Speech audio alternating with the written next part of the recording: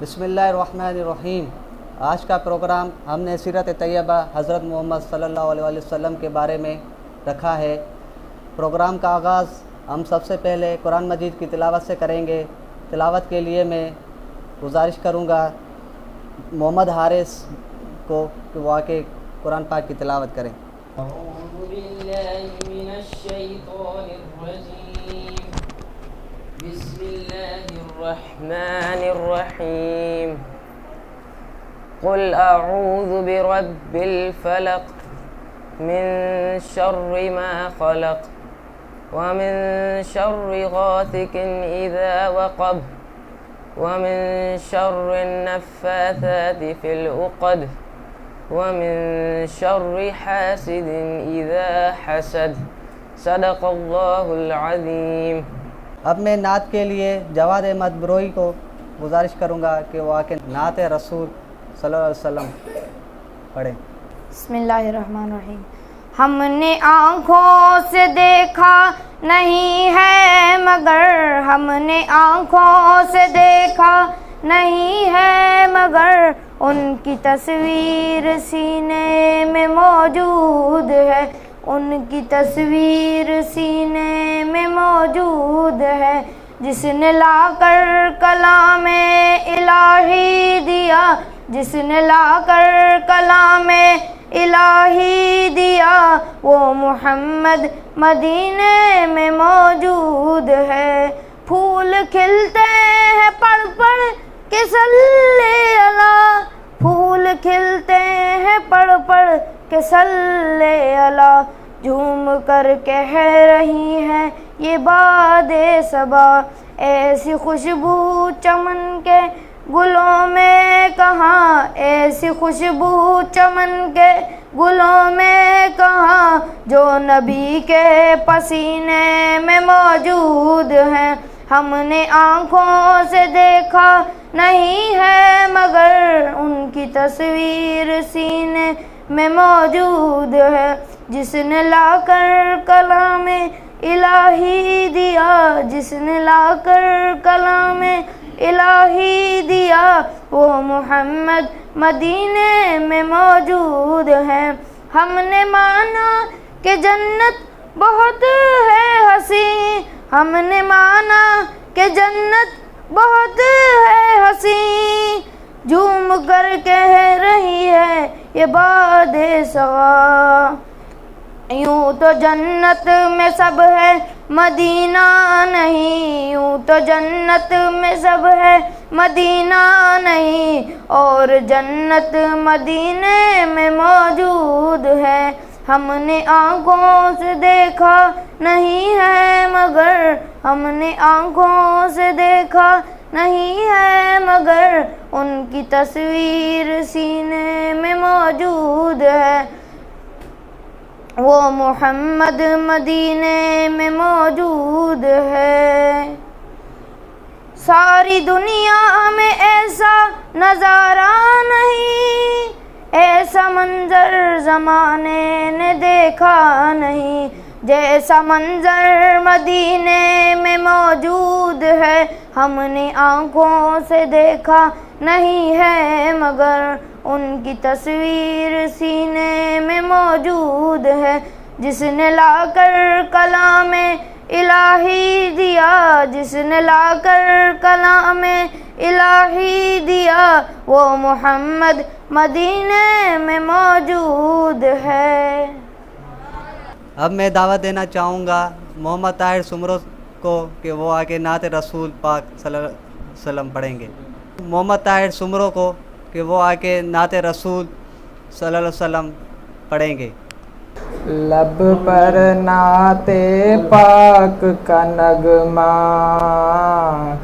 کل بھی تھا اور آج بھی ہے، لب پر نعت پاک کا نغمہ کل بھی تھا اور آج بھی ہے، میرے نبی سے میرا رشتہ کل بھی تھا اور آج بھی ہے۔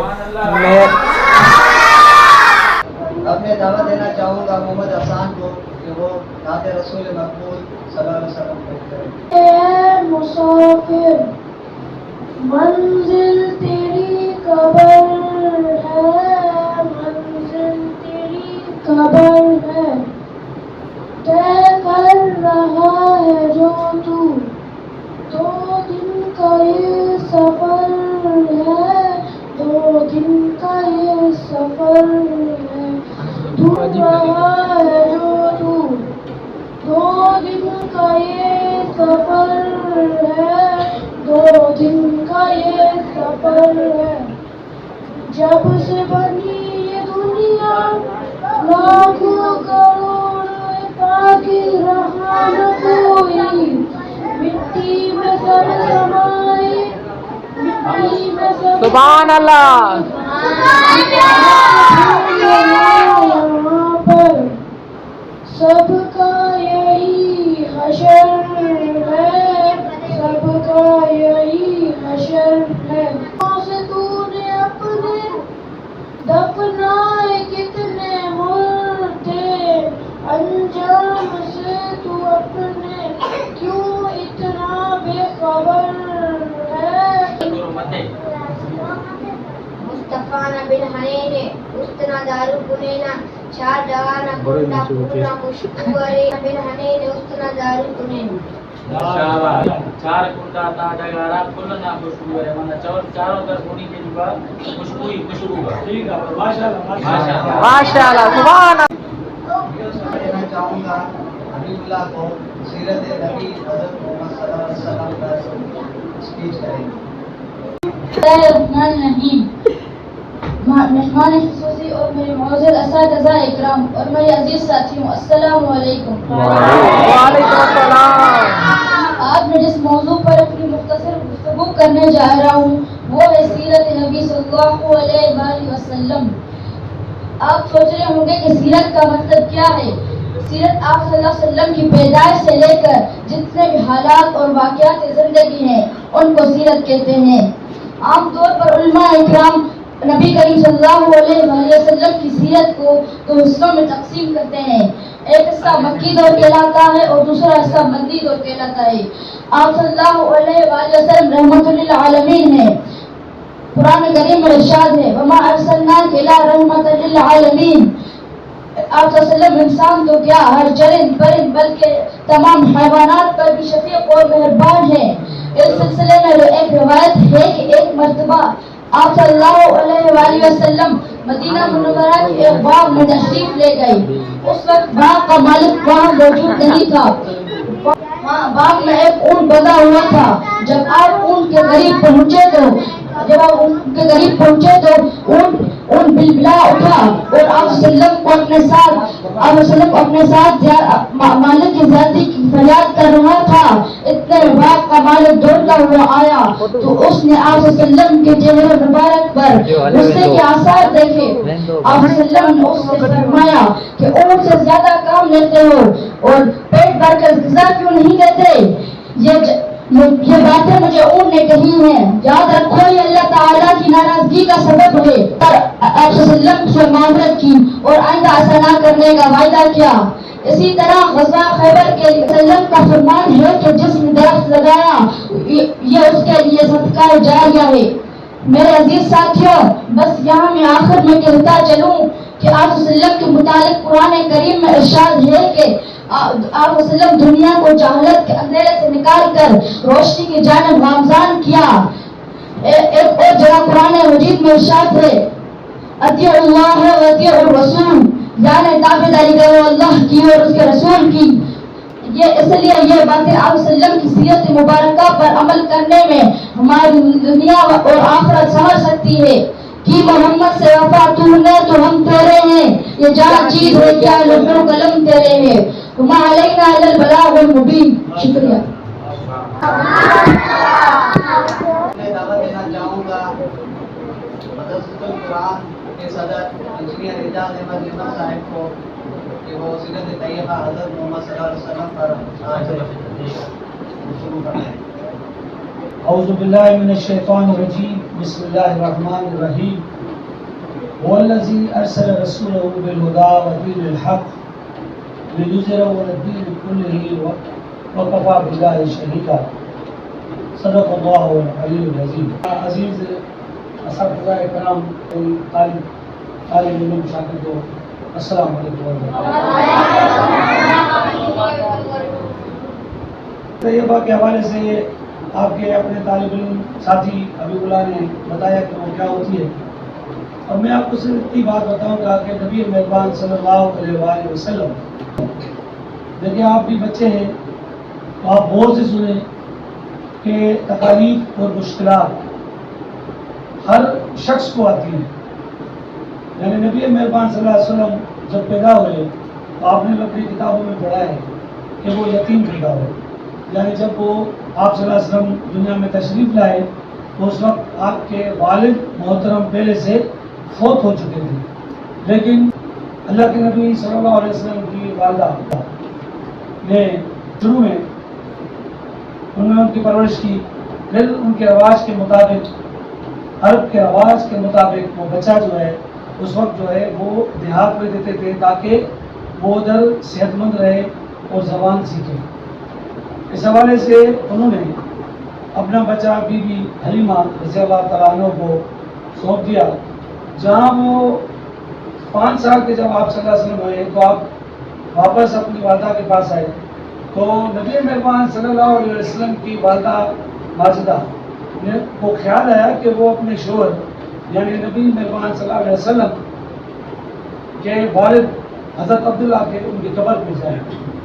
جب وہ ادھر ان کی زیارت کے لیے گئی، آپ اندازہ کریں اس سے کہ وہ بھی ادھر فوت ہو گئے، تو ابھی اس صورتحال میں نبی مہربان صلی اللہ علیہ وآلہ وسلم کی نوالدہ رہی، اور والد تو پہلے سے وہ نہیں تھے، لیکن اللہ تعالیٰ نے ان کا بندوبست پھر ان کے دادا حضرت عبد المطلب کہ ان کو یہ سونپ دیا۔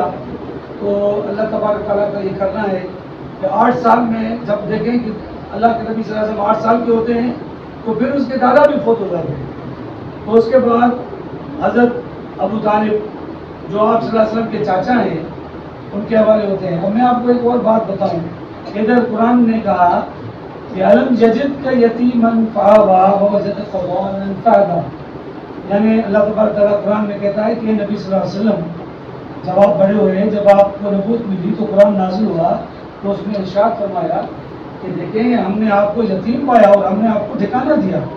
آپ دیکھیں ہمارے اس معاشرے میں بھی اب اس وقت بھی کوئی یتیم ہوتا ہے تو پھر ہم اس کو کیا کرتے ہیں، اس کو کوئی لفٹ بھی نہیں کرواتا، بولتا ہے چلو بھائی ایسے، وہ بیچارہ بڑا پریشان ہوتے ہیں، ہمیں نہیں کرنا چاہیے۔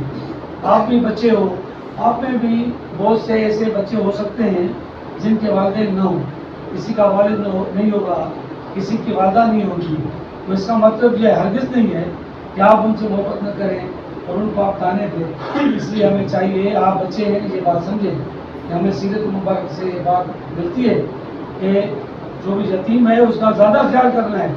اب اللہ تبارک تعالیٰ دیکھیں خود قرآن میں فرما رہا ہے کہ الم یجد کا یتیما فآویٰ، اے نبی مہربان آپ تو یتیم تھے تو ہم نے آپ کو ٹھکانہ دے دیا، اور اس کے بعد آپ کو کوئی آپ کے لیے بڑے مسائل تھے، الم یجد کا یتیما فآویٰ ووجدک ضالا فہدیٰ، اور کوئی راستہ نہیں مل رہا تھا تو ہم نے آپ کے لیے سارے راستے کلیئر کر دیے۔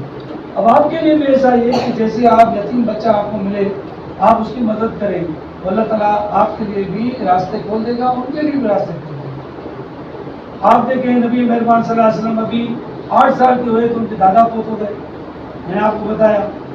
یعنی دوبارہ سے میں بات کرتا ہوں، جب آپ پیدا ہوئے تو آپ کے والد صاحب فوت ہو چکے تھے، 5 سال کے ہوئے تو آپ کی والدہ فوت ہو گئی، آپ 8 سال کے ہوئے تو آپ کے دادا فوت ہو گئے، ابھی آپ اپنے چاچا کے حوالے ہو گئے۔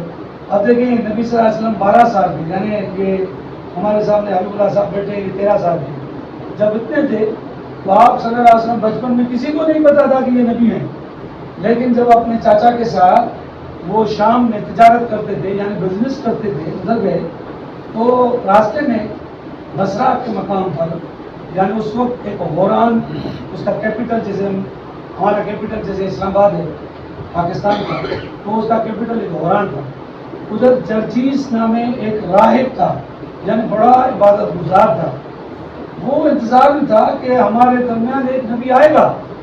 تو جب اس نے دور سے قافلہ دیکھا اور جب وہ ان کے قریب پہنچا اسی علاقے میں، تو اس نے ان کو روک کر اس کی خدمت کی، اس پورے قافلے کی، اور اس کے بعد اس کے چاچا کی بھی خدمت کی. نبی صلی اللہ علیہ وسلم سے انہوں نے گفتگو کی. اس وقت تو وہ نبی نہیں تھے، صرف 12 سال کے تھے. تو جب ادھر بیٹھے، آپ دیکھیں کہ اللہ کے نبی صلی اللہ علیہ وسلم بچپن سے ہی اللہ کی حفاظت میں ہیں اور اس کی پہرے داری میں ہیں ملائکوں اور فرشتوں کی. جب وہ ادھر پہنچے اور اس کے بعد انہوں نے خدمت کی، تو حضرت ابو طالب جو نبی صلی اللہ علیہ وسلم کے چاچا مبارکہ ہیں، تو انہوں نے کہا کہ بھائی آپ ہماری اتنی خدمت آپ نے کی ہے، وجہ کیا ہے؟ بھلے آپ کو نہیں پتا، میں عبادت گزار ہوں اور اسی انتظار میں تھا کہ ہمارے درمیان ایک نبی آنا ہے، لیکن وہ کب آئے گا میں اس انتظار میں تھا. اس کی چند نشانیاں ہیں. اب میں جب آپ دور سے یہ قافلہ آ رہا تھا تو میں نے دیکھا کہ یہ درخت بھی جھکے جا رہے ہیں اور یہ چرند برند جو بھی ادھر سے گزر رہے ہیں وہ بھی جھکے جا رہے ہیں. تو میں نے دیکھا کہ یہ سب سجدہ کر رہے ہیں. پھر میں نے دیکھا تو یہ تو وہی نشانیاں ہیں کہ ہمارے درمیان نبی مہربان صلی اللہ علیہ وسلم اب آ چکے ہیں. عنقریب وہ اب دیکھیں عمر اللہ کے نبی صلی اللہ علیہ وسلم کی کتنی ہے؟ صرف 12 سال. اور پھر انہوں نے کہا کہ آپ کو کیسے پتا چلا ہے؟ یہ بات بتائی. پھر انہوں نے کہا کہ میں نے اس بچے سے گفتگو کی ہے، اور اس کے بعد نے کہا کہ نبی مہربان صلی اللہ علیہ وسلم کے بارے میں کہا کہ اس کو ایک نشانی ہے اللہ کی طرف سے. وہ ایک اسٹیمپ جیسے ہوتا ہے، مہر جس کو کہتے ہیں، وہ ایک اسٹیمپ تھا. وہ پیچھے سے نبی مہربان صلی اللہ علیہ وسلم کے شولڈر کے پیچھے سے یہ جو نرم ہڈی ہے ادھر، وہ اس نے کہا کہ آپ دیکھیں اس کو وہ نشانی بھی موجود ہے. ایک سیب کی طرح چھوٹا سا ایک پورا لکھا ہوا تھا محمد رسول اللہ. آپ اندازہ لگائیں اس چیز سے کہ اللہ کے نبی صلی اللہ علیہ وسلم اس وقت بھی انہوں نے کہا کہ آپ شام کی طرف نہ جائیں، ادھر یہودی ہوتے ہیں اور وہ ان کے شدید مخالف ہوں گے. وہ نہیں چاہتے کہ یہ نبی جو ہے وہ ادھر آئیں، ہم ان کو قتل کر دیں گے. انہوں نے بعد میں بھی سازشیں کی. اب آپ دیکھیں، آپ بچے ہیں، سب ٹی وی بھی دیکھتے ہیں. اب آپ فلسطین میں دیکھیں کیا ہو رہا ہے. فلسطین میں اسرائیل جو یہودی ہے وہ بھی صرف اور صرف اس لیے بیت المقدس جو ہمارا قبلہ اول ہے، یعنی کعبۃ اللہ سے پہلے ہمارا وہ نبی مہربان صلی اللہ علیہ وسلم جب نبی بنے تو انہوں نے بھی پہلے اس طرف منہ کر کے نماز پڑھی تھی، اور اب اس لیے اس کو قبلہ اول کہتے ہیں. یہودی صرف اور صرف اس قبلہ اول کو اس لیے ان کے ادھر مسلمانوں کے اوپر ظلم ڈھا رہے ہیں کیونکہ وہ مسلمان ہیں. یہی وہ یہودی ہیں جن کے لیے اس وقت جرجیس جو راہب تھا، جو عبادت گزار تھا، اس نے کہا تھا حضرت ابو طالب کو کہ اس نے کہا تھا کہ آپ ادھر نہ جائیں شام، وہ آپ کو اس نبی کو شہید کر دیں گے. تو بہرحال میں آپ کو یہ بات بتاتا چلوں بیٹا کہ اب ہمارے لیے قرآن میں، اور میں نے آپ کو جب شروع میں نے تلاوت کی تو اس میں بھی میں نے یہی کہا کہ وہ الذی ارسل رسولہ بالہدیٰ، کہ اللہ تبارک تعالیٰ قرآن میں فرما رہا ہے کہ ہم نے آپ کے درمیان ایک رسول بھیجا ہے ہدایت کے ساتھ، یعنی قرآن کے ساتھ. آپ سب طالب علم ہیں اور یہ مدرسۃ القرآن ہے، تو ادھر آپ تعلیم حاصل کر رہے ہیں. قرآن کو سوچ سمجھ کر آپ پڑھیں، محنت سے پڑھیں اور یہ کامیاب ہو جائیں گے. آپ یقین جانیں دنیا کی کامیابی اور آخرت کی کامیابی اسی قرآن میں. جیسے ابو اللہ نے آپ کو بتا کہ اطیعوا اللہ و اطیعوا الرسول، جو قرآن کی آیت ہے کہ تابعداری کرو اللہ کی اور اس کے رسول کی، تو یہ دنیا بھی آپ کی ہوگی اور آخرت بھی آپ کی زبردست ہو جائے گی. اور میں نے جو آپ کو کہا کہ والذی ارسل رسولہ بالہدیٰ ودین الحق، ہم نے دین، ایک زبردست دین کے ساتھ، قرآن کے ساتھ ہم نے بھیجا ہے رسول کو تاکہ وہ دنیا میں اسلام کو پھیلائیں اور اسلام کو غالب کریں. غالب اس لیے نہ کریں کہ وہ جو ہے دنیا میں ظلم کریں گے، غالب اس لیے کریں کہ دنیا میں سب بچوں کا خیال ہوگا، بوڑھوں کا خیال ہوگا، امن ہوگا، سب پڑھیں گے، لکھیں گے، کھیلیں گے، کودیں گے، اور اس کے بعد جب بڑے ہوں گے تو ایک بڑوں کی خدمت کریں گے. اور یہی قرآن چاہتا ہے کہ دنیا میں امن آئے. اور یہی چیز اللہ کے رسول صلی اللہ علیہ وسلم کے دور میں آپ دیکھیں، حضرت ابو ہریرہ رضی اللہ تعالیٰ عنہ، حضرت زید بن حارثہ رضی اللہ تعالیٰ عنہ نبی صلی اللہ علیہ وسلم کی صحبت میں بچپن سے تھے، لیکن انہوں نے کہا کہ کبھی بھی ہمیں نبی صلی اللہ علیہ وسلم نے کوئی ایسے جیسے نہیں ہوتا ہے کہ کسی کو ایسا تھریٹ کرتے ہیں یا کسی کو غصہ اس کے اوپر کرتے ہیں، کبھی بھی اللہ کے نبی صلی اللہ علیہ وسلم نے نہیں کیا. آپ دیکھیں، اس لیے آپ بھی بچے ہیں اور آپ کو سمجھنا چاہیے. اور جب آپ بڑے ہوں تو آپ سیرت مبارکہ، سیرت جیسے ابھی بلا نے بتایا کس کو کہتے ہیں؟ نبی صلی اللہ علیہ وسلم کی زندگی میں جتنی بھی باتیں اس کو سیرت کرتے ہیں، کہتے ہیں آپ اس کو پڑھیں، اس پر عمل کرنے کی کوشش کریں، گھر والوں کو بتائیں، اپنے والدین کو بتائیں، دوستوں کو بتائیں، تو ایک دوسرے سے محبت کریں۔ اللہ سے دعا ہے کہ اللہ تبارک تعالیٰ ہم سب کو اور آپ بچوں کو عمل کی توفیق عطا فرمائے۔ آمین۔ ہمارے اب میں دعوت دینا چاہوں گا مدرسۃ القرآن کے پرنسپل محترم محمد حنیف قصص صاحب کو کہ وہ سیرت طیبہ حضرت محمد صلی اللہ علیہ وسلم پر آپ کو درس دیں۔ الحمدللہ الصلاۃ والسلام علی من لا نبی بعد۔ الحمدللہ الذی خلق كل شیء بقدر۔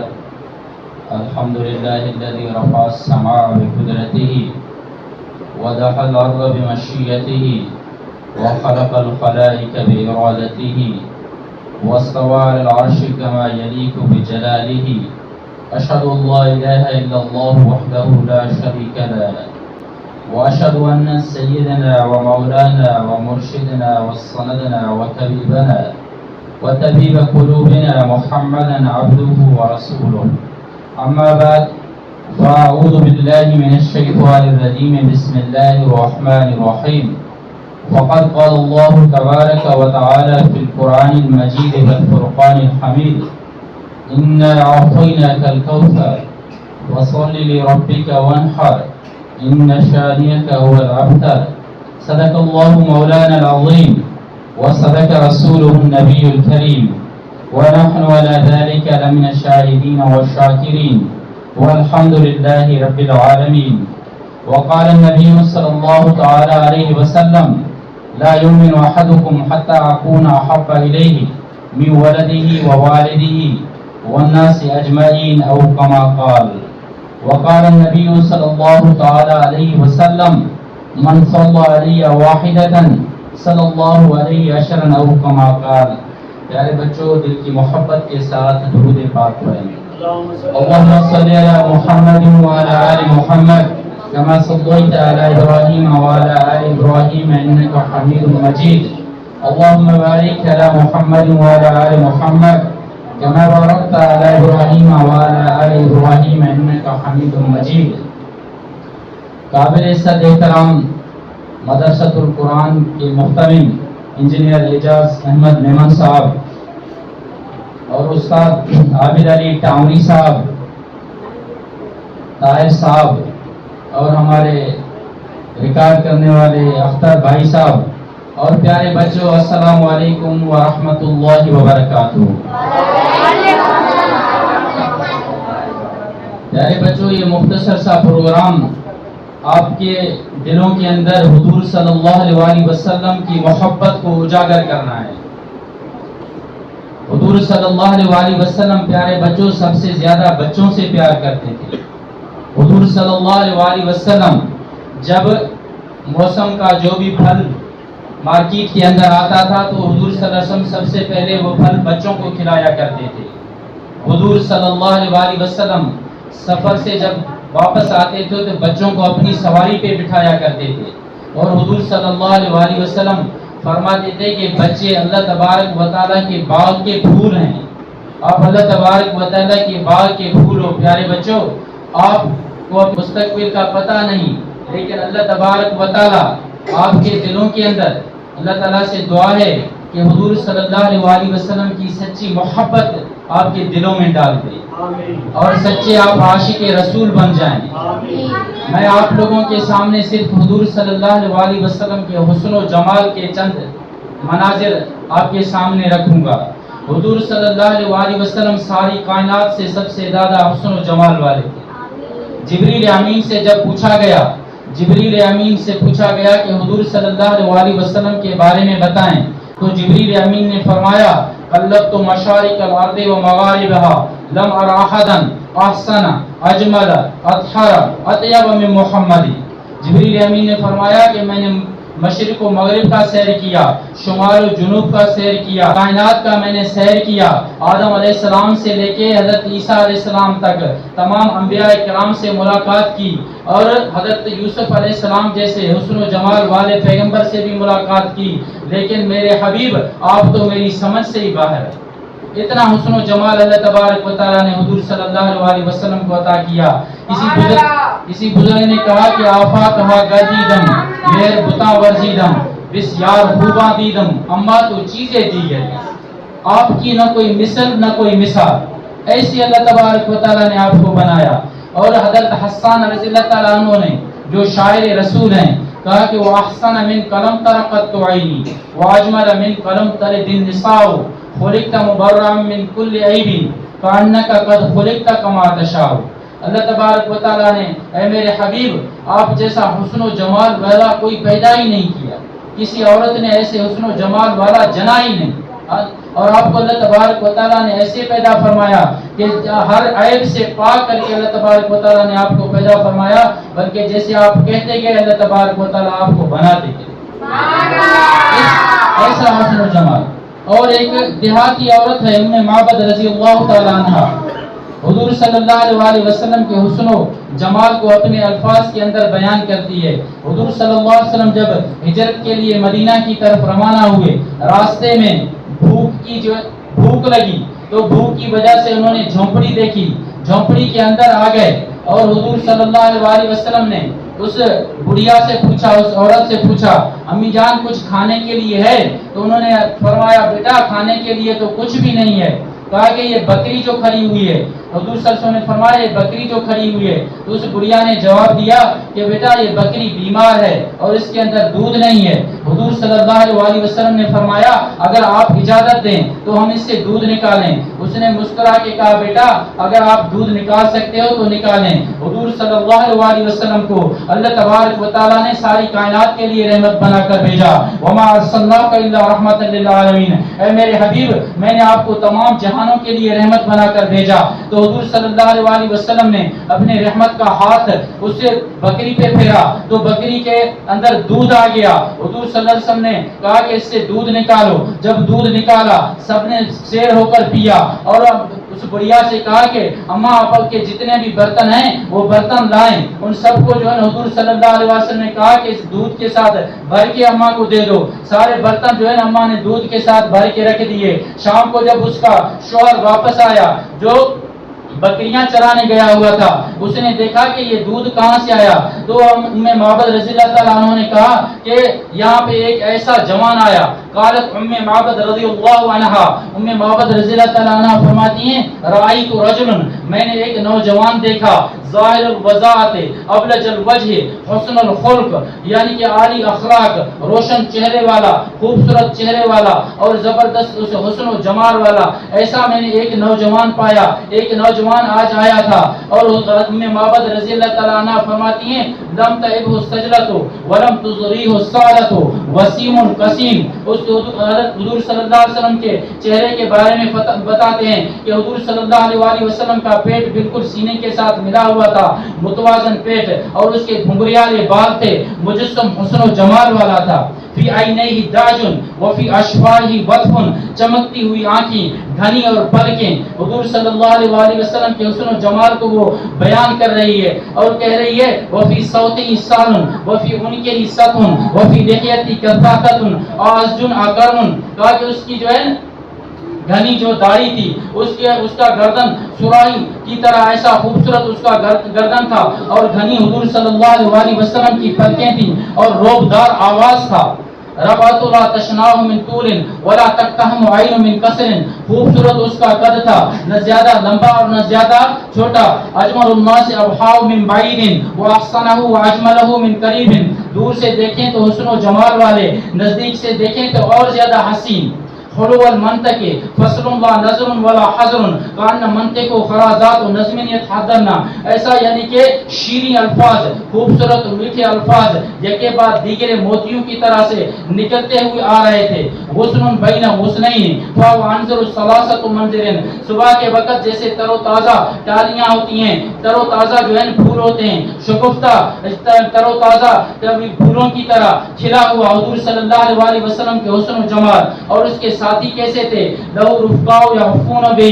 ساتھی ہر وقت جان نثار کرنے کے لیے تیار رہتے تھے. اور جب حضور صلی اللہ علیہ وسلم کوئی بات کہتے تھے، ان قال سمعوا لقولہ وان امر تبادروا الی امرہ. جب کوئی بات کہتے تو فوراً اس آرام سے اور ادب سے سنتے اور تکمیل کے لیے سارے ایک دوسرے سے سبقت حاصل کرنے کے لیے دوڑ پڑتے.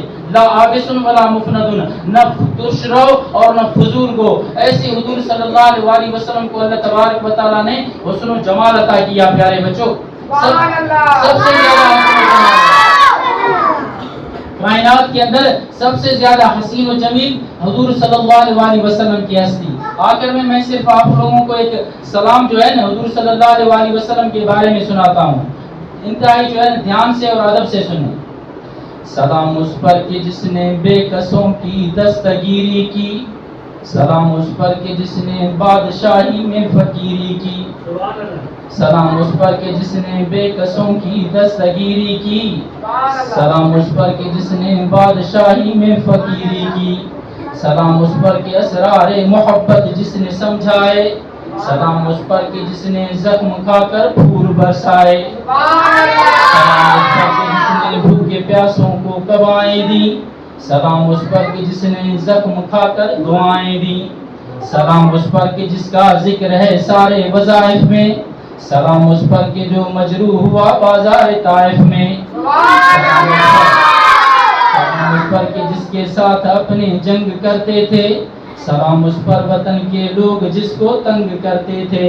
سلام اس پر کہ جس کے گھر میں چاندی تھی نہ سونا تھا. سلام اس پر کہ ٹوٹا بوریا جس کا بچھونا تھا. سلام اس پر جو امت کے لیے راتوں کو روتا تھا. سلام اس پر جو فرش خاک پہ جاڑے میں سوتا تھا.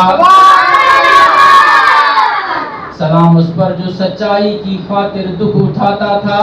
سلام اس پر جو بھوکا رہ کے اوروں کو کھلاتا تھا. سلام اس پر کہ جس کی سادگی درس بصیرت ہے. سلام اس پر کہ جس کی ذات فخر آدمیت ہے. سلام اس پر کہ مشقیں کھول دی جس نے اسیروں کی. سلام اس پر کہ جس نے جھولیاں بھر دی فقیروں کی. سلام اس پر کہ جس کی چاند تاروں نے گواہی دی. سلام اس پر کہ جس کی سنگ پاروں نے گواہی دی. سلام اس پر کہ جس نے زندگی کا راز سمجھایا. سلام اس پر کہ جو خود بدر کے میدان میں کام آیا. سلام اس پر کہ جس نے بے کسوں کی دستگیری کی. سلام اس پر کہ جس نے بادشاہی میں فقیری کی. وما علینا الا البلاغ المبین. آپ کے اختتام میں گزارش کروں گا ترجمہ القرآن کے استاد محترم حافظ عابد علی طاہر صاحب کو کہ وہ دعا کریں.